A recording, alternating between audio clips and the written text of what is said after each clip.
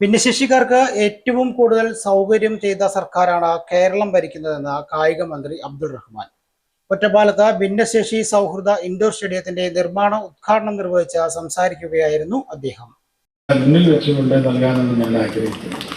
കാരണം പലപ്പോഴും മറ്റുള്ള MLA-മാരൊക്കെ തന്നെ അത് ഈ കാര്യങ്ങളിൽ ഇത്രയധികം, കാരണം 10 കോടി രൂപ ഒരു നാടിന് വേണ്ടി ചെലവഴിക്കുകയാണ്. അപ്പോൾ വ്യത്യസ്തങ്ങളായ അഭിപ്രായങ്ങൾ പറയുമെങ്കിലും ബഹുമാനപ്പെട്ട MLA നമ്മുടെ ഈ ഒരു നിർദ്ദേശം സ്വീകരിച്ചു എന്നുള്ളതാണ് ഏറെ സന്തോഷം നൽകുക.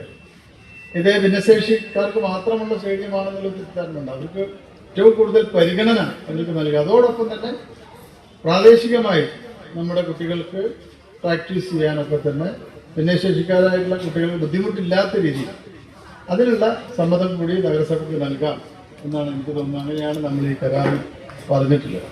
സംസ്ഥാനത്ത് ആദ്യമായാണ് ഭിന്നശേഷി സൗഹൃദത്തോടെ ഒരു ഇൻഡോർ സ്റ്റേഡിയം നിർമ്മിക്കുന്നതെന്നും കായിക മന്ത്രി പറഞ്ഞു.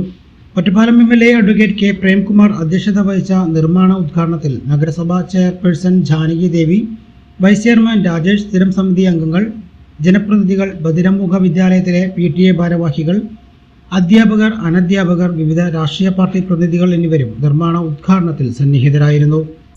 സൗജന്യ വൈഫൈ കണക്ഷൻ അങ്ങനെ വരാൻ വഴിയില്ലല്ലോ. ഫ്രീ മോഡം ഇൻസ്റ്റലേഷൻ ചുമ്മാ. സത്യാടോ, എന്റെ വീട്ടിൽ ഈ കണക്ഷനാ. തന്നെയും വിശ്വാസമില്ല. അല്ല, കേരള വിഷൻ. കേരള വിഷനിലേക്ക് സ്വാഗതം. ഇപ്പോൾ വൈഫൈ കണക്ഷൻ എടുക്കാം ഫ്രീ ആയി.